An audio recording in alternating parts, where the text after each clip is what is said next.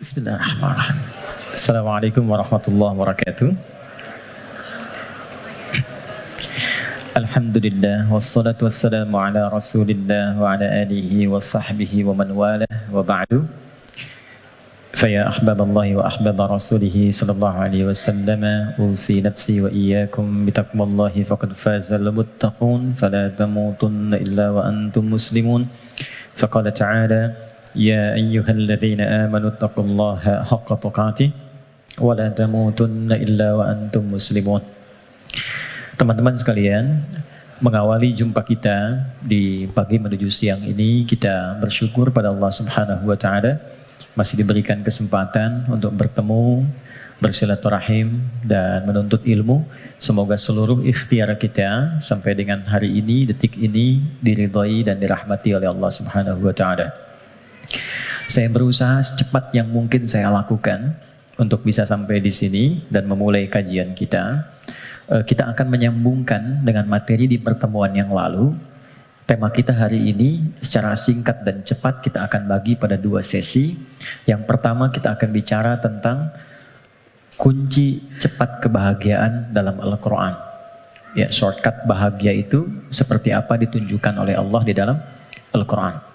Kemudian setelah itu kita akan coba agak lebih banyak untuk berdiskusi. Barangkali ada beberapa hal yang ingin kita diskusikan, tanya jawab, saya bertanya, Anda menjawab, atau sebaliknya.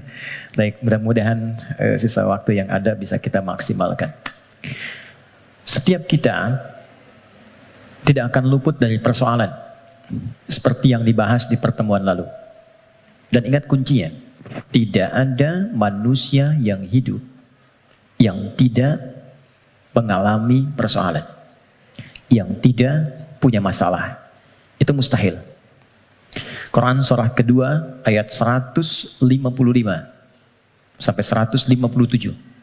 Allah menegaskan, saya sedikit menyingkat apa yang telah dibahas di pertemuan lalu. Walanabluwannakum bisyai. Setiap yang hidup pasti aku akan uji dengan beragam ujian kehidupan. Perhatikan cara menerjemahkannya. Untuk meningkatkan kualitas hambaku melalui ujian itu.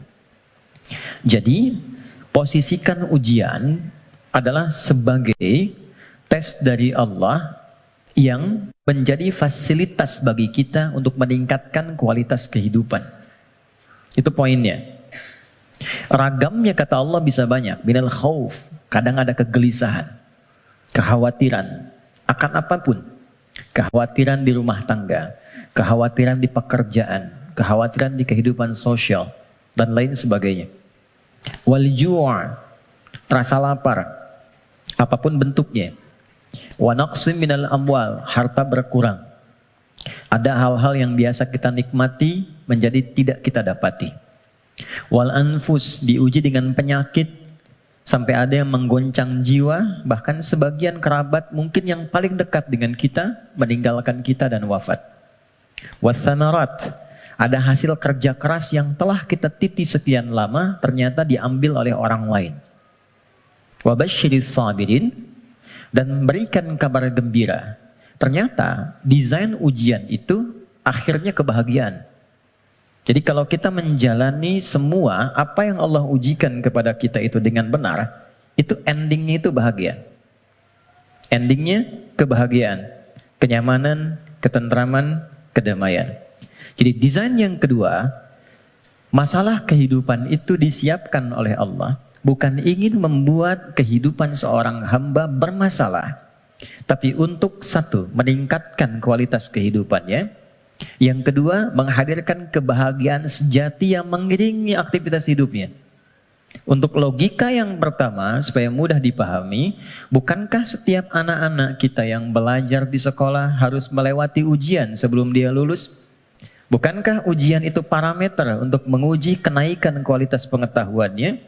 Maka hukum ini, kaidah ini, logika ini tempatkan pula dalam ujian yang Allah berikan kepada kita.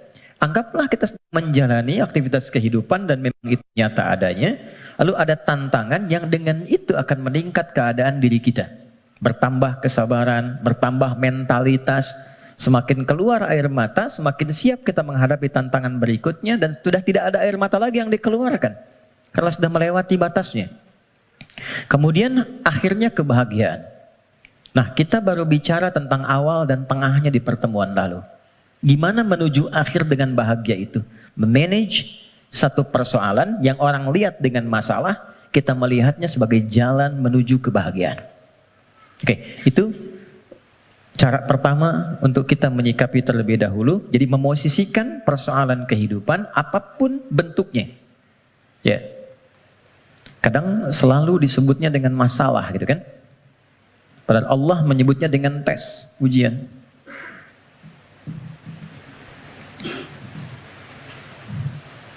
Satu, untuk meningkatkan kualitas hidup. Tadi sudah saya sampaikan, bahkan dari sisi logikanya. Ya, ini macam-macam. Ada yang kaitan dengan intelektual, wujudnya kreativitas. Ibu, teman-teman yang akhwat senang mana? Anak diam atau anak aktif? Aktif. Kalau diam kan gak enak ya. Ade, sini, gak ada aktivitas. Tapi kalau dia jalan sana sini, lompat, lari, gak diminta lari dia lari, diminta jalan dia lompat gitu kan? Hah? Aktivitas itu bukankah menstimulus orang tuanya untuk banyak melahirkan kreativitas? Akhirnya tahu, bisa mengendalikan emosinya, bisa menata, bisa mengiringi aktivitas. Sehingga mengatur orang yang sudah bisa mengendalikan anak lebih mudah nanti mengendalikan orang tua yang kekanak-kanakan. Jelas ya? Itu contohnya. Ada yang terkait emosional. Ada yang terkait dengan spiritual. Bukankah kalau ada ujian lewat anak, ayah ibunya yang rajin sholat, berdoa, bahkan puasa, dan sebagainya. Bukankah kalau anaknya sering bertanya tentang persoalan, sering mengeluhkan di sekolah, ibunya yang mulai curhat, bapaknya yang mencari solusi, ini meningkat ini semua. Kalau Allah nggak titipkan lewat itu semua, nggak akan mungkin muncul pengalaman-pengalaman yang kadang melahirkan nostalgia di kemudian hari. Ya, ini poinnya. Dua, dan ini pasti sifatnya, apalagi di rumah tangga. Saya tanya sebentar, siapa yang ingin rumah tangganya sakinah? Semuanya ya. Dan sakinah itu babnya adalah masalah. Karena sakinah itu ketenangan yang lahir setelah tuntas persoalan itu diselesaikan. Oke. Dua, tidak mungkin Allah titipkan ujian berupa aneka persoalan kehidupan kecuali menjadikan ini sebagai jembatan yang mengantarkan pada kebahagiaan. Ini poinnya. Secara teoritis psikologis kita sudah belajar di pertemuan lalu bagaimana menyikapi masalah supaya jadi ujian yang menyenangkan. Itu dulu. Kemarin setelah kita belajar, yakinkan pada diri kita nggak mungkin diuji kalau nggak sanggup, kan? Al-Baqarah 286 selesai kemarin. La yukallifullahu nafsan illa wus'aha. Jadi kalau ada yang diuji dengan persoalan apapun, katakan pada diri kita, aku yang dipilih, insya Allah sanggup, insya Allah mampu. Itu dulu. Nanti secara psikologis akan ada kekuatan yang tak kita sadari membuat kita lebih siap menghadapi itu. Itu kaidah Quran. Kedua, inna ma'al usri yusra. Sudah kita bahas ini. Yakinkan pada diri kita, setiap ada masalah, katakan langsung pada diri, pasti selesai. Pasti ada solusinya. Tidak ada masalah yang nggak ada solusinya. Dua, kalau ini sudah menyemai dalam jiwa kita masing-masing, jadi sebesar apapun masalah, itu pasti akan jatuhnya ringan. Apalagi kalau dijatuhkan betulan di atas bentangan sajadah. Kan? Itu lebih indah. Itu yang dimaksud Quran surah 12 ayat 85. Innama ashku bathi wa huzni ilallah. Kata Nabi Ya'qub, aku tuh kalau ada masalah, curhatnya sama Allah. Bukan di media sosial. Dan tidak menyelesaikan persoalan. Anda bikin status, aku nggak menduga ternyata dia begitu. Ya? Tapi nggak ada solusinya gitu. Ya, nggak ada solusinya. Nah sekarang, Apa yang tadi kita uraikan telah tuntas kita bahas di pertemuan lalu. Silahkan dilihat kembali, di review videonya. Sekarang kita akan masuk ke sini. Bagaimana memanage persoalan menuju jalan menuju kebahagiaan. Teman-teman, setiap orang yang diuji ada masalah pasti butuh solusi. Dalam bahasa Al-Quran, solusi itu dikenal dengan makhraj namanya. Apa namanya? Makhraj. Pernah dengar makharijul huruf? Oke, makharij itu jamak dari kata makhraj. Makhraj. Makhraj itu jalan keluar. Jadi kalau teman-teman misalnya umrah atau haji, ada lewat jalan di atasnya tulisannya makhraj, jalan keluar. Exit, kan? Nah, di dalam Al-Quran, setiap orang yang diuji dengan persoalan kehidupan, itu fitrahnya sudah pasti menginginkan jalan keluar. Ini saya pengen keluar, ini bahasa kiasan. Ini ada tempat penuh dengan masalah, saya pengen keluar. Apa jalan keluarnya? Apa makhrajnya? Kalau kita keluarkan ayat-ayat terkait dengan solusi dari setiap persoalan yang endingnya kebahagiaan, maka kita akan temukan satu. Quran, surah ke-65. Kita mulai dengan basicnya Quran dulu ya, supaya nggak bisa didebat gitu. Kalau teori manusia kan bisa didebat ya, tapi siapa yang mau mendebat firman Allah? Jadi saya mulai dengan Quran, hadis. Jadi kalau hadisnya didebat, Anda mendebat Rasulullah gitu. Baik, oke. Quran surah 65 ayat surah At-Talaq. Akhir ayat kedua, di akhir ayat kedua, di awal ayat ketiga. Dan nanti indahnya kenapa ditempatkan di surah At-Talaq. Ya. Bahkan di titik paling nadir pun dari persoalan itu, yang kadang sengketanya, kadang di ujung seakan melahirkan perpisahan dan sesuatu yang tidak diinginkan, itu ternyata masih bisa disisipkan ending yang membahagiakan.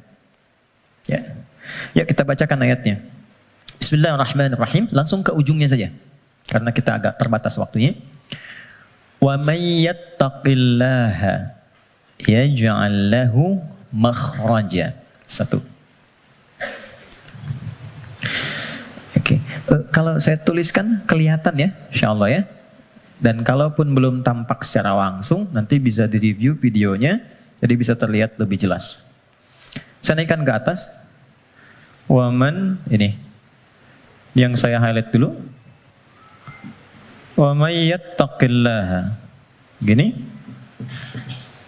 Ya, kelebihan. Wa may yattaqillaha. Nih, kuncinya ini. Saya kotaki. Baru saya turunkan ke sini, ya ja'allahu makhraja. Makhraja. Oke, kita temukan kalimat makhraj di Quran. Satu. Waman, saya baca dengan man dulu, tidak saya baca dengan tajwid. Waman. Dan siapapun. Saya agak kurang sepakat dengan terjemahan dan barang siapa. Karena saya cari sampai sekarang nggak pernah ketemu itu barang punya siapa gitu. Barang siapa. Oke. Jadi saya lebih senang menerjemahkan dan siapapun. Dan siapapun. Nah, man ini di dalam bahasa Arab tuh kaidahnya berbunyi begini. Ismun mausulun yadulu alal faradiyah. Paham? Tidak. Man, konjungsi yang menunjuk kepada objek, kadang subjek, tapi dia menunjuk secara personal, tapi sifatnya luas. Jadi tawarannya berlaku secara personal setiap kita, tapi bersifat terbuka. Jadi kalau ada kata man di Quran, itu Allah sedang berbicara kepada kita, posisikan secara personal. Setiap kita itu sedang dikhitab, ditawari langsung oleh Allah. Dan tawarannya terbuka. Mau laki-laki, perempuan, besar, kecil, tua, muda, siapapun. Kalau ini kemudian disandingkan dengan kata makhraj, yang tadi kita sepakati makhraj itu solusi, jalan keluar. Lawan dari solusi, masalah kan? Ujian kan?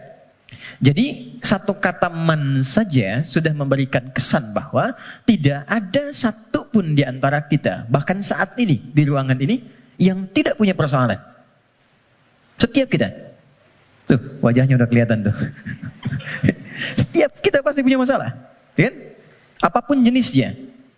Tapi kata Allah, siapapun Anda, ketika mendapati ujian dari persoalan itu, aku sudah siapkan solusinya. Dan kalimatnya menggunakan ja'ala loh. Ja'ala itu nggak main-main, lekat. Jadi seakan Allah ingin katakan begini, setiap aku titipkan ujian untuk meningkatkan kualitas hidupmu, saat yang bersamaan, ini sudah ada solusinya. Jadi berbarengan dengan itu, ada masalah, ada solusi. Ada problem, ada jalan keluar. Tinggal sekarang, cara kita bagaimana menemukan jalan keluar itu bukan hanya merasakan persoalannya. Jadi diberikan persoalan itu untuk mencari lewat itu solusi yang telah Allah sandingkan tadi. Dan cara mencari itu ujungnya adalah ini, kebahagiaan. Apa jembatannya? Kalau jembatan itu di tengah atau di ujung? Selalu di tengah. Ada dua yang terpisahkan, tengahnya jembatan. Di sini persoalan, di sini solusi. Apa jembatannya? Kita cari yang pertengahan di sini. Waman awalnya, yaj'allahu makhraja, ujungnya. Tengah-tengahnya, yattaqillah. Takwa kepada Allah. Allah berikan satu kalimat saja yang bila ini diimplementasikan sempurna, maka endingnya bahagia di setiap situasi yang kita jalani. Takwa. Kalimat yang mudah untuk diucapkan dan butuh tantangan ketika dijalankan. Saya tidak ingin mengatakan sulit, karena nggak ada yang sulit yang Allah berikan. Yang sulit itu manusianya, bukan caranya. Oke, jadi kita sudah dapatkan katanya. Kalau ada persoalan, ujian apapun dalam kehidupan, maka kalau ini ingin cepat dituntaskan oleh Allah dan endingnya bahagia, maka solusi pertamanya apa? Takwa. Oke, satu dulu. Dua, apa itu takwa? Karena di sini kita punya dua pembahasan. Topik pertamanya tentang definisi yang jelas apa itu takwa. Yang keduanya kenapa pakai ya di sini. Nanti ini yang di akhir kita akan tutup sebelum kita diskusi. Teman-teman, takwa itu singkatnya, definisi yang paling singkat dan mencakup adalah membangun hubungan baik dengan Allah. Itu cara cepatnya. Wa may yattaqillaha, siapa yang mampu mendekati Allah dengan baik. Oke, sekarang kita terapkan logikanya. Kalau kita punya persoalan, bukankah kita akan berkonsultasi kepada orang yang kita duga mampu menyelesaikan masalah kita? Ya kan? Bukankah kalau Anda punya masalah di handphone, Anda akan datang ke counter handphone? Bukankah kalau ada orang punya masalah di kendaraannya, dia akan datang ke bengkel yang sesuai dengan kendaraannya? Oke. Artinya, kita akan merujuk kepada objek itu ketika dipandang dia mampu menyelesaikan masalah yang kita hadirkan. Sekarang, pertanyaannya, siapa yang mampu menuntaskan dan maha memiliki solusi dari semua masalah yang ada di muka bumi? Bukankah Allah? Bukankah yang punya solusi Allah? Yang punya harta Allah? Yang punya ilmu Allah? Karena itulah kita sering minta kan? Ya Allah, ya Allah, ya Allah. Pertanyaannya, apakah setiap yang meminta itu punya hubungan baik dengan Allah? Anda punya masalah. Lalu Anda ingin kontak teman, minta bantuan. Tapi hubungan Anda nggak baik, dikontak nggak temannya? Tapi yang paling aneh, masih dikontak kan? Ya kan? Dan nggak berharap apa-apa gitu. Dan biasanya orang yang tak punya hubungan baik, walaupun dia mengontak, biasanya harapannya kosong. Mau dibantu nggak apa-apa, mau nggak dibantu nambah kesel. Kan nggak punya hubungan baik gitu kan? Oke, nah sekarang problemnya, apakah setiap orang yang minta kepada Allah itu, maaf, punya hubungan baik gak dengan Allah? Karena sifat Allah itu gak mungkin diminta kecuali diberi. Gak mungkin dimohon kecuali dikabul. Itu ada di Quran surah kedua, ayat 186. Paling kiri sebelah bawah di mushaf standar. Wa idza sa'alaka 'ibadi 'anni fa inni qarib. Ujibu da'watad da'i idza da'an. Itu kalimatnya.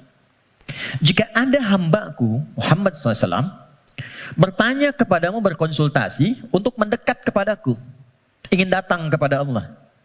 Biasanya kalau motif hamba datang kepada Allah itu biasanya dua. Satu, pengen minta sesuatu, yang kedua mau bertobat. Umumnya begitu. Umumnya. Nah, sebelum datang Allah sudah memahami karena Maha tahu sifatnya. Maka Allah jawab, ujibu da'watad da'i idza da'a. Katakan padanya, nggak usah lelah, aku sudah memahami sebelum dia datang. Wah, itu secara psikologis hebat sekali. Kalau Anda bertanya, Mas Dimas, mana ustadznya? Kok jam 10 belum datang? Iya nih, kayaknya nggak jelas ustadznya datang apa enggak. Dengan jawaban kedua, ustadz sudah dekat, sebentar lagi tiba. Mana yang menenangkan, jawaban pertama atau kedua? Kedua. Maka Allah mengatakan, sebelum engkau tanya, katakan Muhammad pada mereka SAW, aku dekat. Setelah itu apa? Aku akan kabulkan apapun yang hambaku minta, sepanjang itu maslahat untuknya. Jadi setiap permohonan itu dikabul. Dan jawabannya menggunakan ya. Lalu kembali kepada saya jadi ujibu. Aku akan jawab kapanpun itu yang sesuai dengan kebutuhan dia. Ya, karena sifat doa itu gini, sifat doa itu mengabulkan apa yang dibutuhkan, bukan memberikan apa yang dimintakan. Karena Allah itu Maha Pengasih, nggak mungkin Allah ngasih kepada sesuatu yang membahayakan. Ya, kadang kalau memang betul itu maslahat buat Anda, minta, Anda butuh diberi seketika.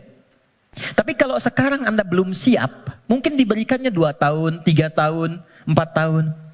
Nabi itu minta kiblatnya pindah dari Masjidil Aqsa ke Ka'bah. Kapan dikabulkannya? Setahun 8 bulan. Bayangkan seorang Nabi, Rasul, manusia terbaik, minta sama Allah, nggak langsung dikabul. Setahun 8 bulan baru dikabulkan. Kenapa? Bukan nabinya, umatnya belum siap. Ya, begitu pindah, dapat komen dari kalangan Yahudi yang ada pada saat itu di Madinah, langsung dislike, share, viral. Nggak ada yang subscribe satupun. Ya, yang ada nanti malah konflik. Jadi begitu sudah siap, sudah paham dengan esensi sholat, sudah mengenal Allah lebih dekat, baru dikabulkan. Kadang-kadang, maaf ya teman-teman, apa yang sekarang kita dapatkan, boleh jadi itu doa sekian bulan, atau bahkan tahun yang pernah dimohonkan dulu. Cuman kadang-kadang sebagian hamba tidak menyadari itu, karena itu syukurnya telat. Gitu. Ada yang ketiga, ini yang lebih dahsyat. Allah mengganti apa yang diinginkan dengan apa yang dibutuhkan. Seperti pernah saya sampaikan, Anda punya anak, anaknya sakit, konsultasi ke dokter, ini yang terbaik untuknya jeruk. Pulang dari rumah sakit, dia merengek minta apel. Mama, apel, apel, apel. Ini nak, jeruk. Nggak mau apel. Ini jeruk rasa apel. Itu yang terbaik, gitu kan? Oke, kadang-kadang Anda minta motor, dikasihnya mungkin sepeda. Kadang Anda minta mobil A, dikasihnya mobil B. Kadang Anda mengajukan proyek A, dikasihnya proyek B. Yang ini nggak masuk, yang ini dapat. Jadi sifat doa, itu kalau dimohonkan, diberikan. Kalau nggak cocok di dunia, diberikan di akhirat. Itu sudah janji. Karena itu kita masih ada iman akhirat, jadi masih punya harapan. Yang bahaya itu kalau nggak punya keyakinan tentang akhirat, dia nggak punya harapan. Jadi meninggal aja. Kalau kita masih punya harapan, makanya kita belajar ilmu tentang alam kubur, ilmu tentang akhirat, pengetahuan tentang surga neraka. Kenapa? Supaya memunculkan harapan. Ya, sebab kalau ditanya nanti, kalau meninggal kemana, punya jawaban. Kalau orang yang nggak tahu itu ditanya kemana, meninggal ya meninggal aja. Kalau meninggalnya kan sama-sama meninggal. Halo? Ya? Baik. Nah sekarang problemnya adalah, bisa ada orang minta, tapi nggak terkabul gitu. Nggak dapat. Apa problemnya? Maka saya kisahkan hadis Nabi. Teman-teman, thumma dzakara ar-rajula yutilu safara ash'atha aghbara. Nabi mengisahkan seorang lelaki yang menempuh perjalanan panjang. Safar. Sifat safar, ingat ya, sifat safar itu cepat mengabulkan doa. Jadi kalau teman-teman sedang safar, kalau dari segi jarak tuh di atas 82 km dari segi jarak. Tapi kalau dari waktu tempuh yang merubah zona waktu lah setidaknya. Ya, Jadi kalau kita misalnya dari sini mau ke Palembang, Papua, Lampung, safar. Tapi ingat, safarnya menuju tempat yang baik. Ya deh? Ini mau safar ke Makau, safar ke Las Vegas misalnya, itu bukan safar namanya. Memang jalan jauh tapi bukan dalam konteks yang dibenarkan. Nah, orang yang menempuh perjalanan jauh dalam rangka kebaikan, apalagi diniatkan ibadah, maka berpotensi mengabulkan doa di setiap titian perjalanannya. Maka alih-alih banyak foto dan bikin status, saran saya, isi dulu dengan doa. Isi dulu dengan doa. Dua, yamuddu yadaihi ilas sama. Dia mengangkat tangannya ke langit. Gini. Saya tidak bermaksud mengajarkan, hanya secara saja. Biasanya begini yang mudah untuk dilakukan. Kalau Anda angkat telapak begini. Ada garis kan ya? Ada garis ya? Nah, yang paling mudah itu begini. Satukan garisnya. Ini. Lalu di sini letakkannya. Nanti ada babnya, semakin tinggi dan luas permohonan, biasanya semakin diangkat, semakin terbuka. Seperti doa istisqa, minta hujan. Doa istisqa itu begini. Nanti ada di khutbah Jumat, misalnya khatib begini. Ya, sebetulnya tidak diatur secara spesifik, yang penting ngangkat. Tapi umumnya riwayat mengatakan ngangkat dekat ke dada. Saya yang praktekkan begini. Nah, singkatnya, hadis sahih mengatakan, orang yang mengangkat tangan dengan berdoa, itu lebih cepat intinya dikabulkan dibandingkan dengan yang diam. Innallaha hayyun karimun. Allah itu maha mulia dan sangat merasa malu kalau seorang hamba mengangkat tangannya tidak dikabulkan doanya. Itu jawaban dari Nabi kepada seorang sahabat yang bertanya, "Ya Rasulullah, kalau ada seorang hamba mengangkat tangan dan memohon kepada Allah, apakah dikabulkan?" Kata Nabi, bagaimana menurutmu jika ada temanmu minta kepadamu sambil menengadahkan tangannya begini? Ya, Mas Andrian, tolong sesuap nasi aja. Kalau nggak ngasih malu kan? Maka kata Nabi, Allah lebih malu karena sifat rahimnya, lebih malu kalau hambanya mengangkat tangannya lalu dia tidak memberinya. 2. 3, ini kunci cepat. Fayaqulu ya Rabb, ya Rabb. Lalu dia bermohon dengan al-asma'ul husna. Cara ketiga, kalau doa ingin cepat dikabulkan, mulai dengan al-asma'ul husna. Enggak perlu semuanya. Pilih satu nama yang sesuai dengan permohonan yang kita ajukan. Contoh, Allah punya berapa nama? Ya, yang dihitung 99. Itu yang disebut dengan Al-Asma'ul Husna. Quran surah ke-17 ayat 110. Ulidu'ullaha. Kalau engkau punya persoalan, kata Allah sebut namaku minta. Awid'ur Rahman. Sebut namaku sang pemberi tanpa batas. Maha kasih yang luas. Ayyamma tad'u. Tapi kalau engkau ingin spesifik, falahul asma'ul husna. Pilih satu nama yang sesuai dengan kebutuhanmu. Contoh, Anda minta untuk dilapangkan rizki. Sebut ya Allah, Allahnya dulu. Allah. Ya Razzaq. Ya Allah, ya Razzaq. Ya Allah sang pemberi rizki. Anda belajar atau anak Anda belajar, ingin diberikan keluasan ilmu. Ya Allah, ya Alim. Pilih salah satu. Nabi Zakaria ketika bermohon kepada Allah, manusia itu berkata, kamu punya keterbatasan, gak mungkin punya keturunan. Maka beliau menyebut nama Allah sang pemberi tanpa batas. Namanya Ya Wahhab. Disingkat dengan Hab. Ya, Wahhab. Banyak persoalan ingin dikuatkan kesabaran. Ya Sabar. Ya, jadi kalau Anda mau minta, gak harus semua disebut. Nanti yang gak ada, jadi ada. Ya Allah, ya Razak, ya Alim, ya Sabar. Tadinya gak punya masalah, Anda malah punya masalah gitu kan. Oke. Dia menyebut ketiganya. Jadi dia mengatakan, ya Rabb, nama puncak untuk pemberian dengan sifat rububiyah.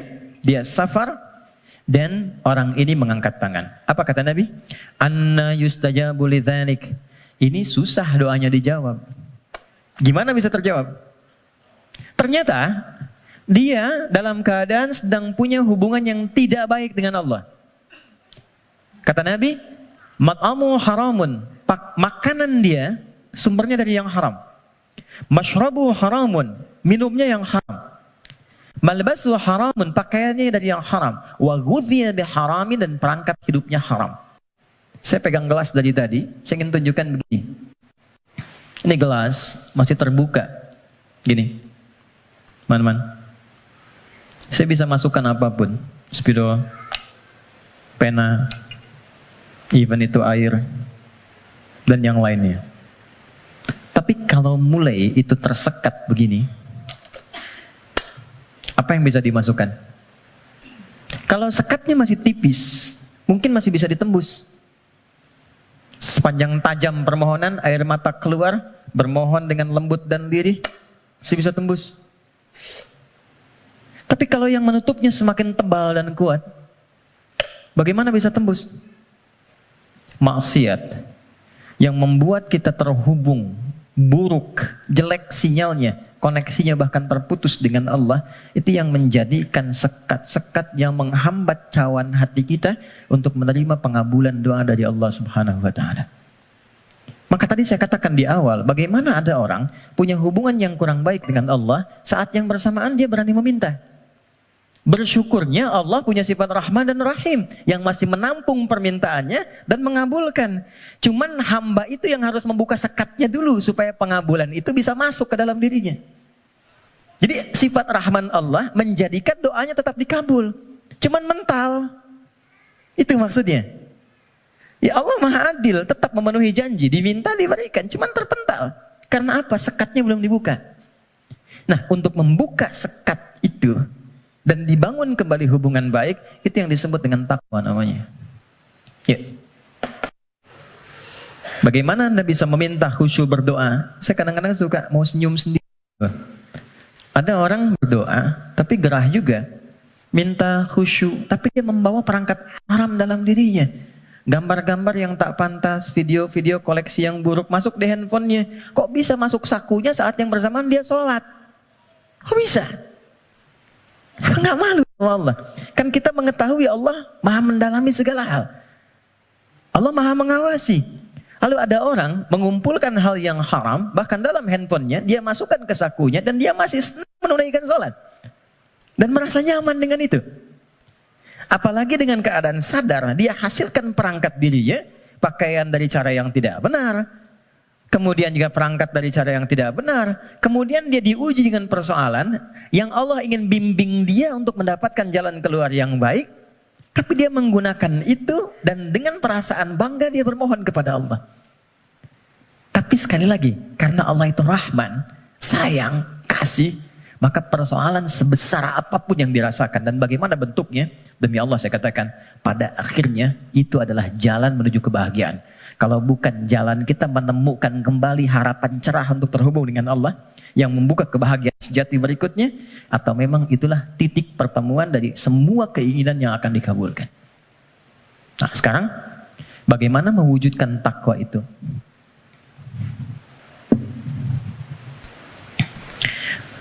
Teman-teman, halo? Kenapa serius begitu?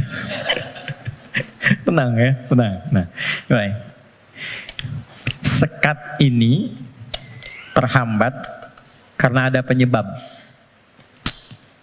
Penyebabnya yang paling pokok nafsu. Nafsu. Nanti itu yang diprovokasi oleh setan untuk mengeluarkan bisikan-bisikan yang buruk. Nafsu itu setidaknya disebutkan dalam Al-Quran kurang lebih sebanyak 115 kali. 115 kali. Oke. Nah, jadi kita harus mencari kata takwa dalam Quran yang disandingkan dengan nafsu. Kata takwa itu dengan semua derivasinya disebutkan dalam Al-Quran 240 kali. Dan yang bersanding dengan nafsu itu 115 kali. Masya Allah. Tadi masih ingat? Siapa yang menggerakkan nafsu manusia untuk berbuat keburukan? Setan kan? Setan disebutkan 88 kali dalam Al-Quran. Saya ulang. Siapa yang menggerakkan nafsu manusia untuk berbuat keburukan? Kok begitu sekali melihatnya? Setan disebutkan sebanyak 88 kali dalam Al-Quran. Saat yang bersamaan, kita pun diberikan oleh Allah itu perangkat takwa. Lawan dari nafsu. Quran surah 91 ayat 7 sampai 10. Wa nafsin wa ma sawwaha fa'alhamaha fujuraha wa taqwaha. Yang fujur itu nama lain dari nafsu. Takwa itu bagian ya tertentu dari tubuh kita sebagai gambaran nilai kebaikan. Nah, yang mensupport takwa itu malaikat. Pernah nggak merasakan begini? Ketika azan berkumandang, Allahu Akbar, cepat sudah azan, siap-siap. Pernah merasakan itu? Nah, itu yang bisikan malaikat. Pernah nggak ada bisikan begini? Ketika misalnya melakukan satu perbuatan atau terfikir untuk berbuat yang tidak benar, ingin berdusta pada pasangan, hati kecilnya mengatakan jangan lakukan, itu nggak benar. Pernah ada begitu? Itu bisikan malaikat. Teman-teman, malaikat disebutkan dalam Al-Quran sebanyak 88 kali.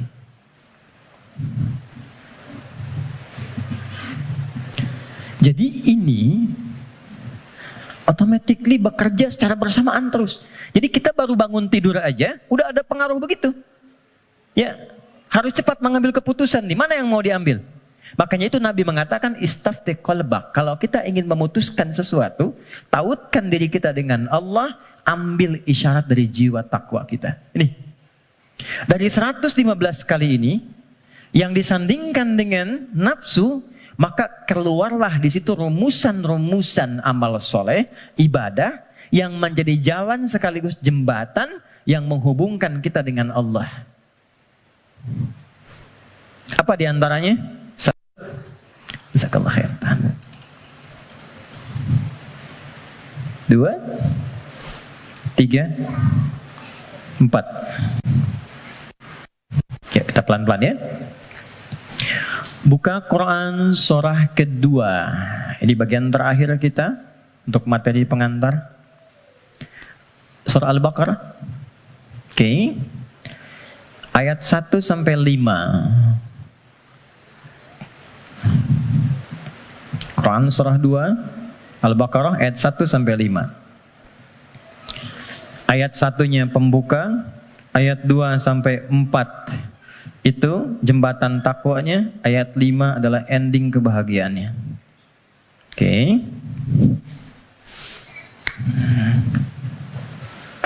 Ya, kita mulai. Pembukanya Allah sampaikan Alif Lam Mim.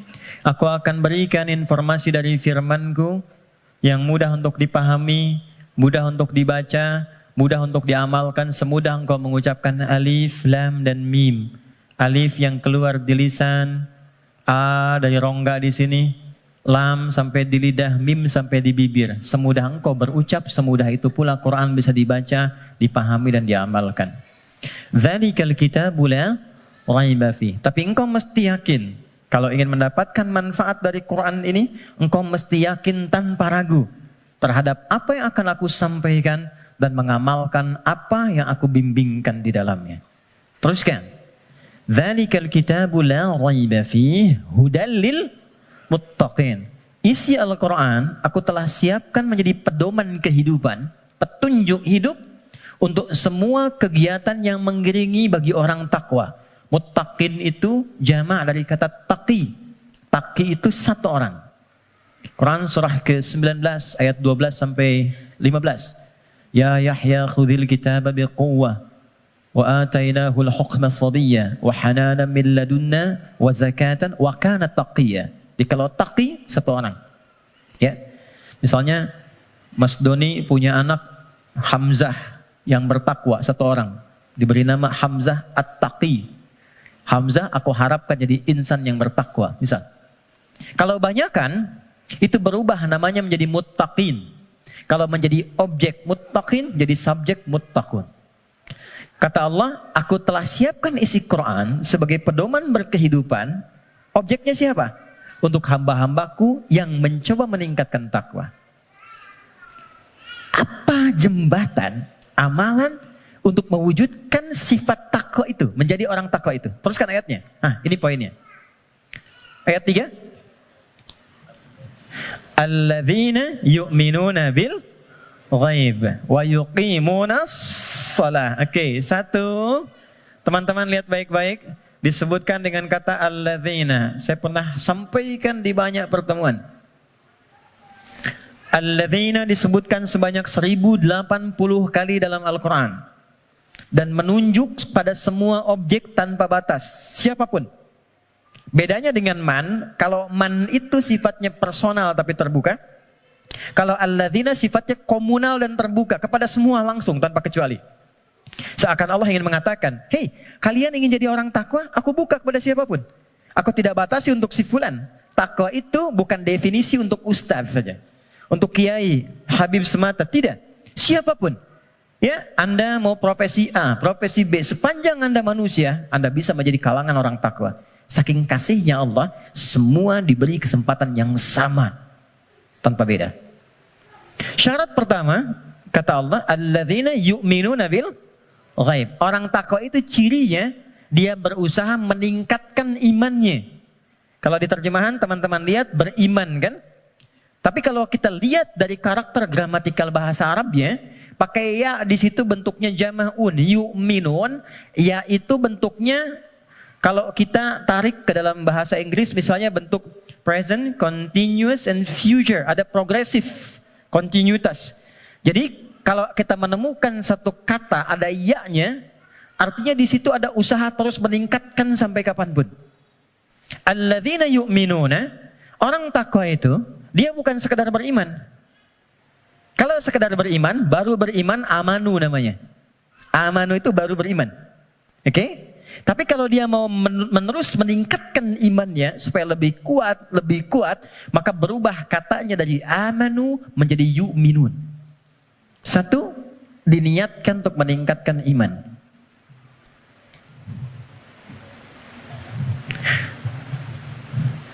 Ilustrasinya begini. Tadi subuh jam berapa? 4 lewat berapa? 4 lewat 8. Ada lagi yang lain? 4 lewat 5, 46, 48. Kita ambil 48 ya. 4 lewat 8. Allahu Akbar, Allahu Akbar.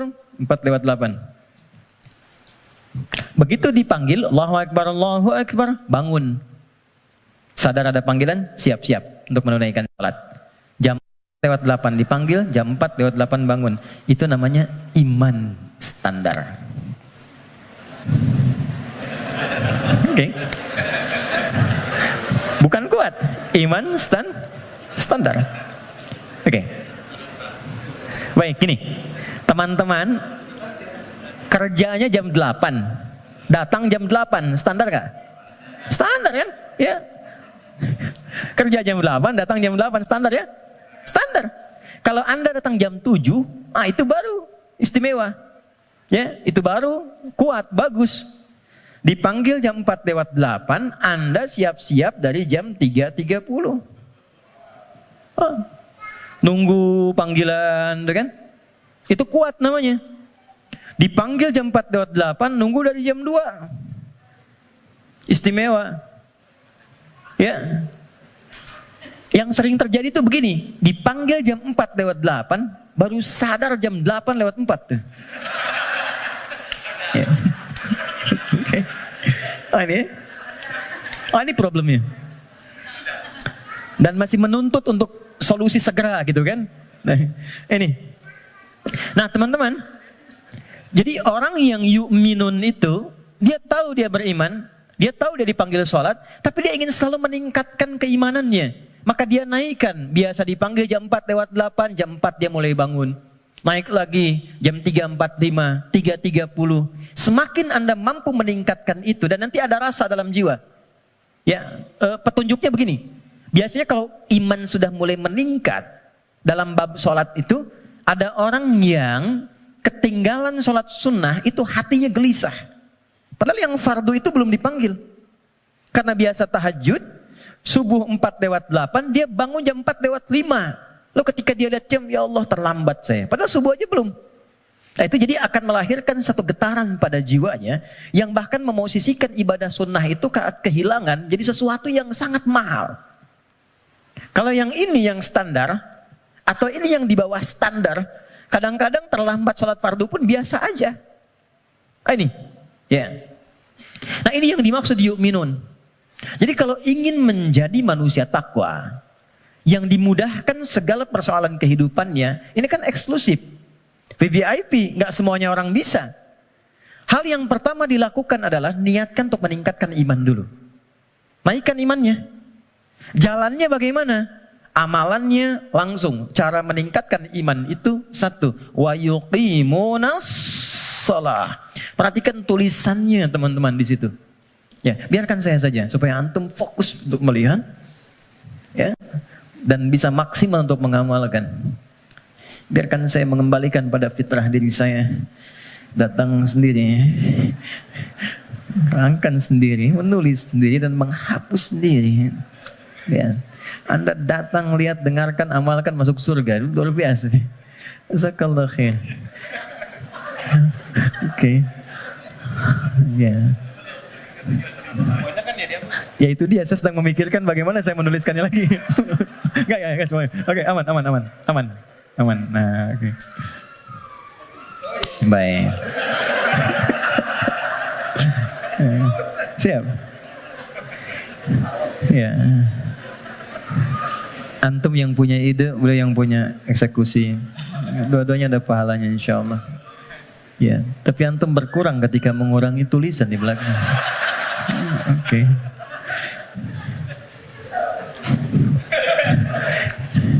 Satu, salat. Sebentar.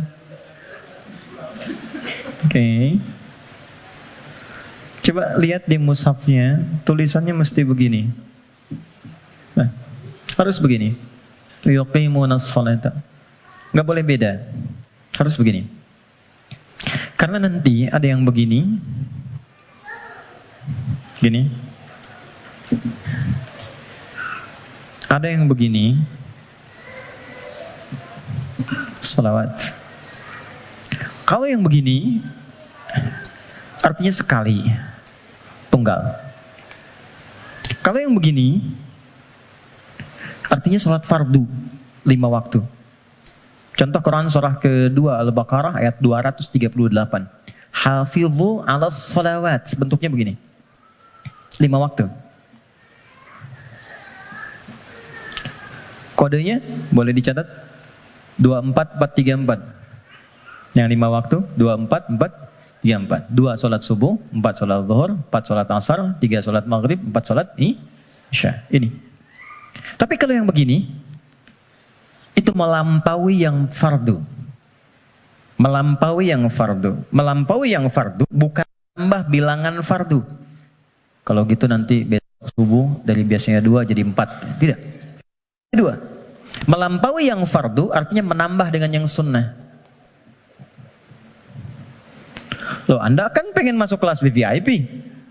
Kalau kelas tribun biasa kan bayarnya biasa. Nontonnya kan biasa. Ya kan? Tapi kan permintaannya pengen yang spesial.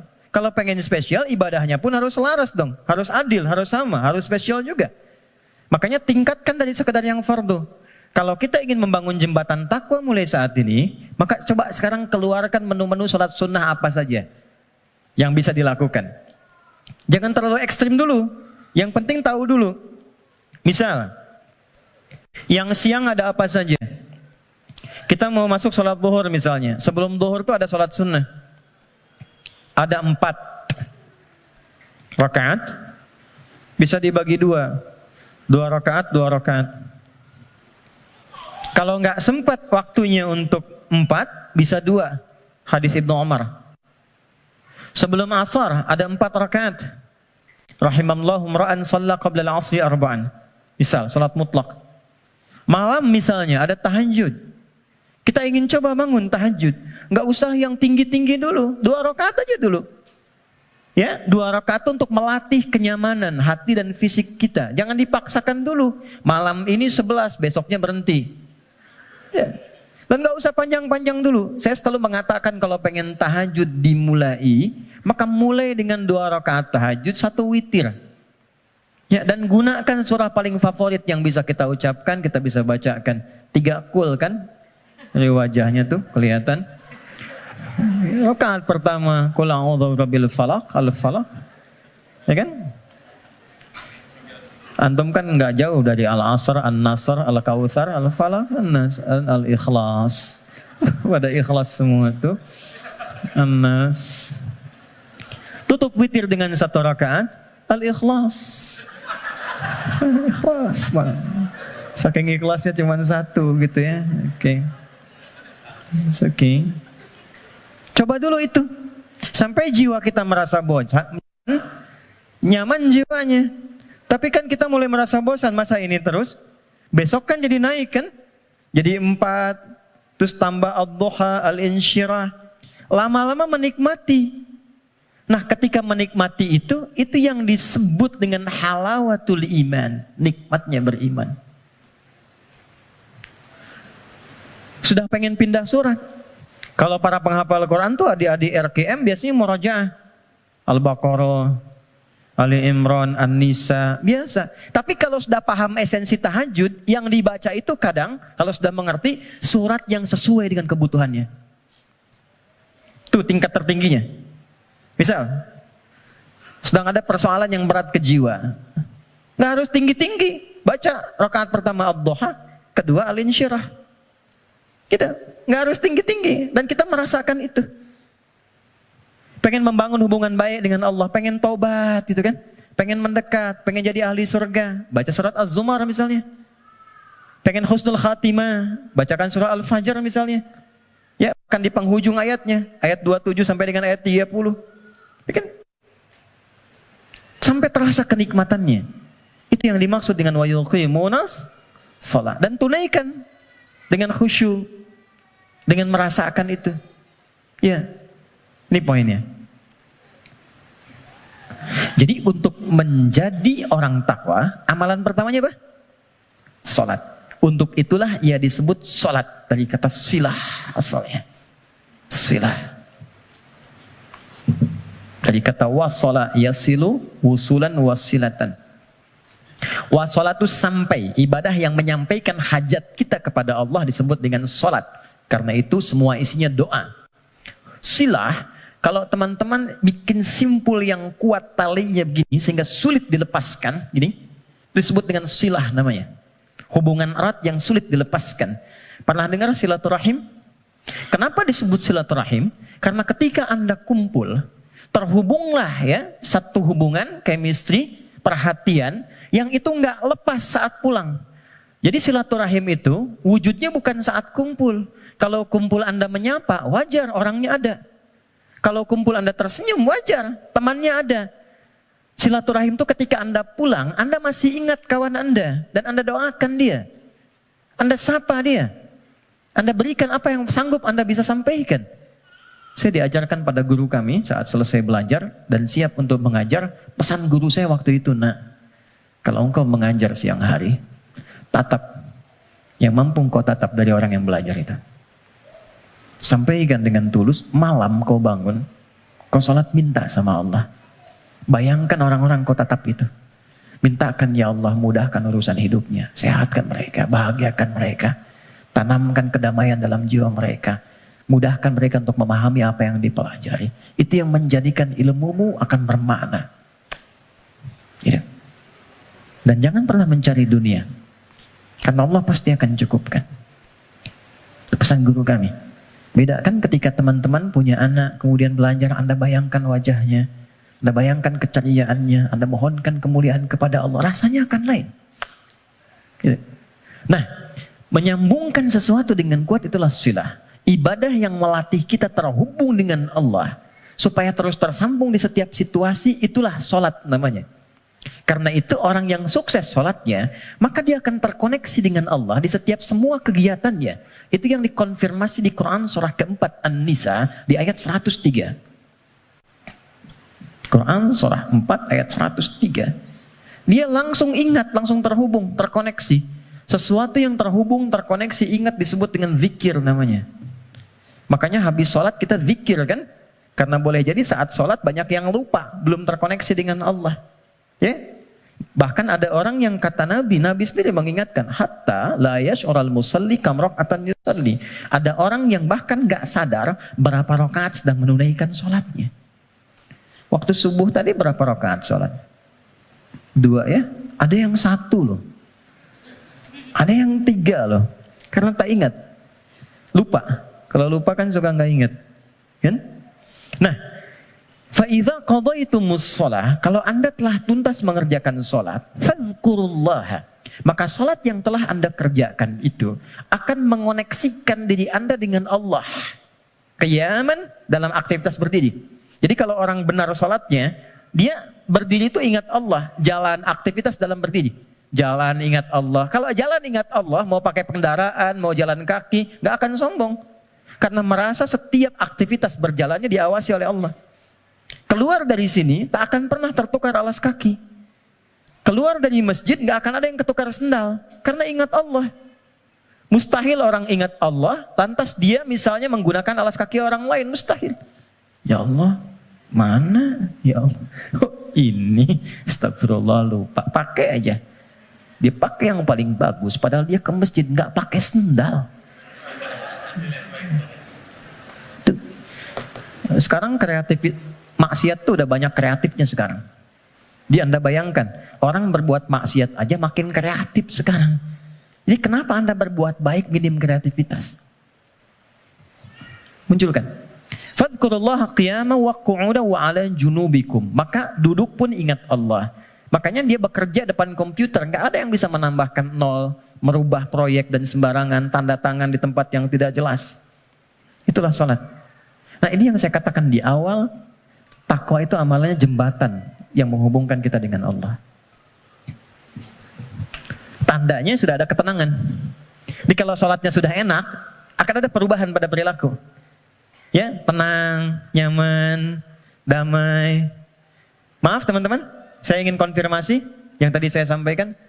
Yang menjadikan seseorang tergerak berbuat maksiat sehingga mudah diprovokasi setan, itu apanya tadi? Nafsunya kan? Nah, nafsu itu punya dua karakter. Ketika memberikan bisikan keburukan, ammaratum bisu, Quran surah 12 ayat 53, wa ma ubarri'un nafsi innan nafsa la'ammaratum bisu, bentuknya dua. Satu, bisikan syahwat yang didorong pada perbuatan-perbuatan yang disebut dengan fahsya namanya. Fahsya itu bentuknya penyimpangan syahwat. LGBT, homoseksual, ya, pornografi, porno aksi, kata-kata jorok dan sebagainya, itu fahsya namanya. Nah, semakin bagus sholatnya, itu akan terkontrol, ditutup itu. Jadi merubah perilaku lebih baik. Tekan. Yang kedua, ada keburukan, was-was dari nafsu yang dimanfaatkan setan untuk berbuat tindakan-tindakan yang diingkari langsung oleh bagian tubuh kita. Nggak sepakat bagian tubuh kita. Biasanya nafsunya dari perut dan akal. Mencuri, merampok, gibah, bikin hoax, menipu dan sebagainya. Sesuatu yang diingkari secara langsung disebut mungkar namanya. Jadi ada fahsya, ada mungkar. Maka konfirmasi ini ditetapkan oleh Al-Quran di surah ke-29 di ayat ke-45. Quran surah 29 ayat 45. Perhatikan semua simpul hubungannya. Utlu ma uhiya ilaika minal kitab wa aqimis shalah. Innas salata tanha 'anil fahsya wal. Jadi mengerjakan amalan takwa pertama dengan menunaikan sholat itu bisa mencegah nafsu supaya tidak liar, tidak keluar fahsya, tidak keluar mungkar. Kalau sudah yang buruknya ditekan, maka muncul lawannya yang baik. Nafsu ditekan, takwanya naik. Manusia kan cuma begitu. Ya, yang keluar di lisan itu kan cuma dua. Kalau bukan kata-kata baik, kata-kata buruk kan. Kalau buruknya nggak ada, baiknya keluar. Kalau pulsa kebaikannya banyak, dia yang keluar. Tapi kalau buruknya banyak, baiknya kosong, buruknya naik, baiknya tertekan. Itu aja. Itu yang dimaksud al-imanu yazidu wa yantaqis. Yazidu bitta'ah, yantaqis bil maksiat. Kalau bermaksiat, naik buruknya. Kalau bertaat, naik baiknya. Ini konfirmasi awal. Maka nafsu dengan sholat bisa ditekan, maksiat bisa dihilangkan, sekat bisa dibuka. Dibukalah sekatnya. Ini. Pelan-pelan. Maka demi Allah saya katakan ya, sejahat-jahatnya kejahatan yang pernah diperbuat oleh penjahat. Sejahat-jahatnya kejahatan yang pernah diperbuat oleh penjahat. itu akan sirna dan tuntas dengan menunaikan sholat yang benar ditunaikan. Karena itu hal pertama yang dilakukan oleh orang-orang yang ingin membuka lembaran hidupnya dan dia bangun hubungan baik. Demi Allah saya katakan, sholat. Larinya ke masjid. Dan lihat apa yang terjadi. Yang pertama Allah berikan bukan dunianya dulu teman-teman. Bukan dunia. Anda punya masalah, terlilit utang piutang dan sebagainya. Bukan dilunasi utangnya dulu. Tapi ditenangkan dulu hatinya. Nanti dari situ bisa membaca esensi kehidupan. Kemana sebetulnya hidup saya ini? Diajari nanti oleh Allah. Pola hidupmu salah selama ini. Makanya terjebak begini. Apa belum tiba waktunya kau menjadi orang yang baik? Apa enggak lihat orang-orang dulu yang pernah dulu begini, lebih buruk dari kamu, sekarang dia bisa jadi orang baik. Maka ditampakkan kisah si fulan. Enggak sengaja lihat YouTube, keluarnya malah sesuai dengan apa yang kita butuhkan. Dibuka. Nanti setelah sadar, keluar air mata tuh. Tenang, lapang, tiba-tiba ada orang datang di samping. Yang sudah lama enggak kita kenal tuh. Kata orang teman lama, bro kamu kemana aja? Udah lama. Apa pekerjaan sekarang? Cerita ngobrol, udah ikut saya aja. Pelan-pelan ikut berubah, masalah selesai tanpa terasa. Ada yang sedang tobat, sujud. Selesai ternyata husnul khatimah, wafat. Itulah salat. Jadi yang pertama yang Allah berikan lewat ibadah salat itu untuk membahagiakan dulu. Kebahagiaan yang dirasakan setelah tuntas mengurai satu persoalan itu disebut falah namanya. Falah. Karena itulah panggilan salat disandingkan dengan panggilan falah. Dengarkan suara muazin yang nyaring berkumandang itu. Hayya 'alas shalah. Setelah itu apa? Hayya 'alal falah. Itu kalau kita memahami makna falah dengan pendekatan ini, demi Allah saya katakan, tidak ada yang paling indah kecuali kebahagiaan ketika mendengar suara muadzin itu. Itu yang menjadikan sahabat Ali bin Abi Thalib sudah gemetar ketika mendengar suara adzan. Allahu Akbar, Allahu Akbar. Sudah nangis beliau. Saking ingatnya kasih sayang Allah. Tiba panggilan yang saat didengar oleh gunung. Kalau paham gunung itu mengerti bisa hancur saking merasakan nikmatnya dari Allah. Karena saat itu ada amalan yang kalau dosa bisa diampuni, permintaan dikabulkan, masalah diselesaikan. Salat. Kalau paham dengan ini, gak ada orang meninggalkan salat. Yang ada pengen salat terus. Pengen salat. Oke, satu. Saya cepat ya, supaya kita agak waktu untuk diskusi. Dua, wa mimma razaqnahum yunfiqun. Sekarang ada cara takwa menggunakan harta. Saya berhenti 8 menit lagi. Kalau sholat kan nggak bayar ya?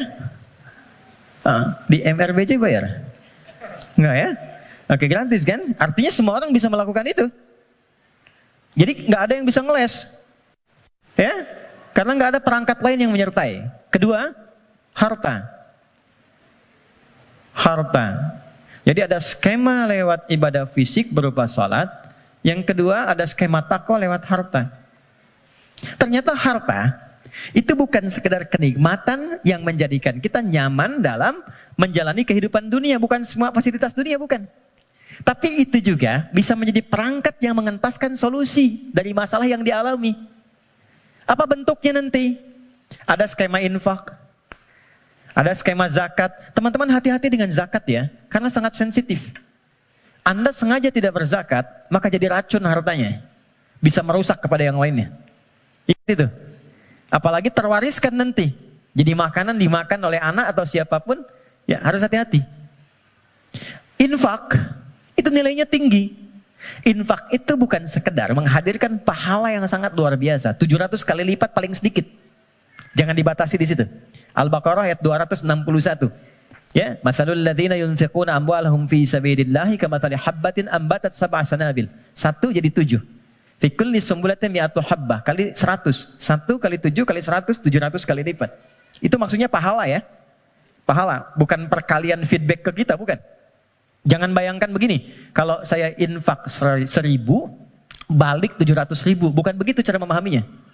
Itu enggak tepat. Yang dimaksud, Anda mendapatkan 700 kali lipat pahala di akhirat nanti.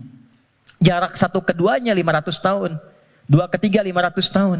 Itu di akhirat. Di dunianya dapat apa? Nah, di dunia itu pancaran keberkahan. Di antara pancaran keberkahannya ada dua. Satu, memberikan tambahan barokah kepada Anda yang nilainya lebih daripada apa yang Anda berikan. Minimal 10 kali lipat. Misal, dijaga dari sakit yang kalau berobat nilainya sekian. Dijaga dari musibah yang kalau dialami keluarnya mesti sekian. Itu. Yang kedua, ini yang paling menarik. Infak dengan harta itu kalau diniatkan sesuai dengan keinginan yang kita mohonkan pada Allah, itu bisa mengentaskan persoalan yang sedang dialami. Itulah wasilah tawassul dengan harta. Rumusnya Quran surah ke-5 ayat 35. Saya pakai Quran, jadi nggak bisa dibantah. Ya ayyuhalladzina amanu taqullah. Hai orang-orang beriman, tingkatkan takwamu kepada Allah, wabtaghu ilaihil wasilah, dan cari wasilah dalam rangka menunaikan takwa itu. Apa wasilah diantaranya? Bisa menggunakan harta. Harta. Yuk, saya kisahkan dengan singkat, cepat sekali. Kalau mau infak, coba yang pertama, ini nasihat saya dari Quran. Orang pertama yang kita tuju kalau ingin berikan infak, orang tua. Siapa? Orang tua. Berikan yang terbaik yang mampu kita persembahkan. Itu ada di Quran surah kedua ayat 215. Yas'alunaka madza yunfiqun. Mereka banyak berkonsultasi bertanya pada Muhammad apa yang harus diberikan kalau pengen infak. Dijawab oleh Quran dengan dua jawaban. Qul ma anfaqtum min khair. Katakan kalau ingin infak, kaidah pertama yang terbaik. Bisa Anda beli mangga 5. Ibu masih ada. Berikan yang paling besar, yang paling bagus, yang terbaik itu buat ibu. Kalau mau dibagi. Contoh aja. Kemudian lil walidain. Urutannya kalau ingin diberikan satu yang pertama orang tua. Belakangnya nanti ada 4 lagi. 5 golongan utama. Wal aqrabin, kerabat terdekat. Wal yatama, orang-orang yatim. Wal masakin, orang-orang miskin. Wabnis sabil, orang yang kesulitan di perjalanan. Tapi yang pertama orang tua. Jadi teman-teman, kalau orang tua masih hidup, apa yang bisa dipersembahkan walau tidak diminta. Sedang ada masalah misalnya kan, mohon kebaikan pada Allah, bikin makanan datang pada orang tua, minta doanya. Ini sederhana tapi dalam, minta doanya. Ada kitab namanya Al-Adabul Mufrad karya Al-Imam Al-Bukhari. Dikisahkan seorang berkonsultasi pada Ibnu Abbas radhiyallahu taala anhuma, pengen taubat, dosanya banyak. Apa jawab Ibnu Abbas? Ibu masih ada enggak? Ada katanya. Udah, pulang aja, berbakti pada ibumu. Sayangi ibumu, buat beliau merasa senang terus. Nanya lagi orang ini, kenapa mesti ibu? Kata Ibnu Abbas, saya tidak pernah mendapati di Quran dan keterangan Nabi yang terbaik dari bakti kepada ibu untuk mengentaskan semua masalahmu. Dikonfirmasi di Al-Bukhari, ada orang sedang bekerja, tiba-tiba hujan turun, dia berteduh masuk ke dalam satu gua. Tiba-tiba menggelinding satu batu besar. Ini kisahnya viral. Nutup mulut guanya. Dari 3 orang ini sepakat, kita berdoa sama Allah karena udah gak mampu dorong. Minta sama Allah, tawasul lewat amal. Dengan amal itu kita mohon supaya dibebaskan dari sini. Amalnya yang dimintakan. Maka sepakat ketiganya memohon. Di antara ketiganya itu, ada orang yang bercurhat demikian, ya Allah, Engkau maha tahu sebelum aku sampaikan. Aku punya ibu ya Allah, yang Engkau maha mengetahuinya. Dan aku bekerja. Tidak pernah aku pulang ke rumah sebelum aku berikan dan aku siapkan susu untuk menu malam ibuku. Dan tidak pernah aku tidur sebelum aku minumkan sendiri susu itu di mulut ibuku. Satu kali, begitu beliau pulang, ibunya sudah tertidur. Maka, beliau tetap membuat susu, dipegang itu susunya sampai ibunya bangun. Dan ibunya sudah sepuh, jadi nggak sadar kalau anaknya itu sudah lama datang, sudah lama nunggu dan berdiri. Ibunya merasa, belum merasa tidur, bangun, saya minumkanlah susu itu kepada ibunda tercinta, tanpa pernah cerita sedikit pun bahwa aku sudah berdiri lama di samping beliau. Diminumkan, baru tidur. Ya Allah, jika memang ini menjadi wasilah dari amalku yang bisa menjadikan kami terbebas dari kungkungan batu ini, mohon bebaskan kami dari kungkungan batu ini. Demi Allah, begitu didorong sedikit, keluarlah. Menggelinding. Dan ibu nggak ada batasnya. Cari. Termasuk saya sekarang gitu. Saya kalau mau belajar tuh saya niatkan, ya Allah, untuk memuliakan ibu. Masih hidup.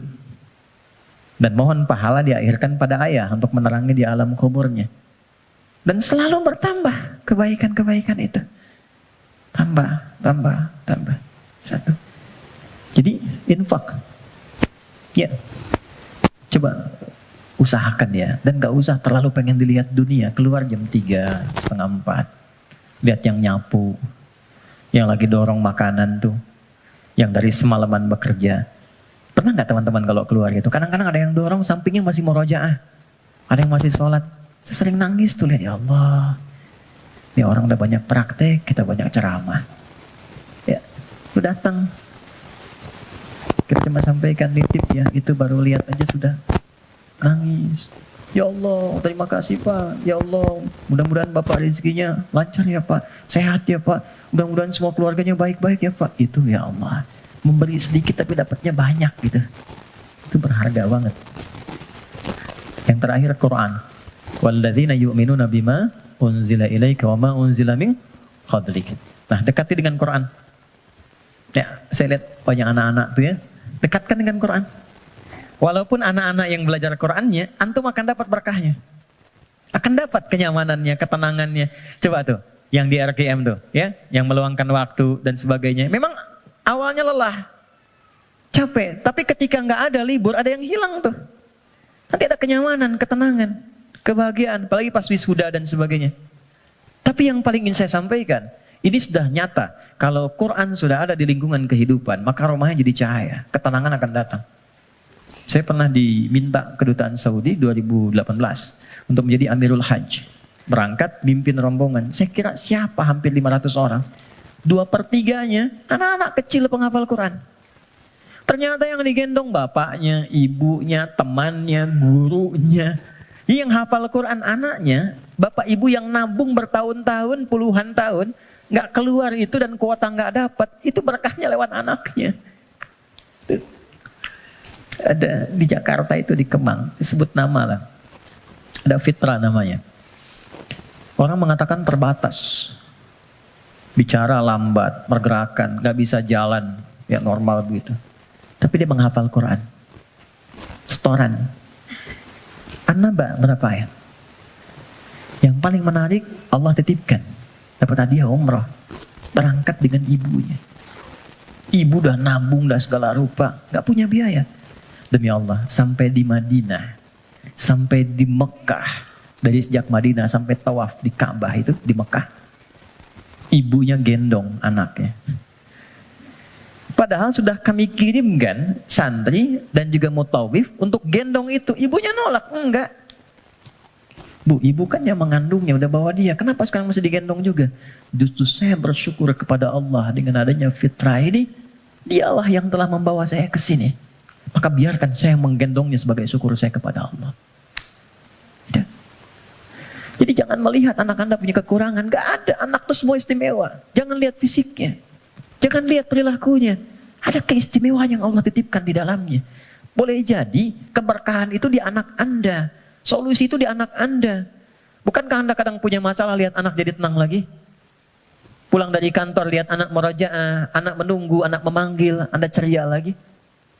Dekatkan mereka dengan Quran. Gak ada yang paling indah kecuali Anda pulang dari pekerjaan.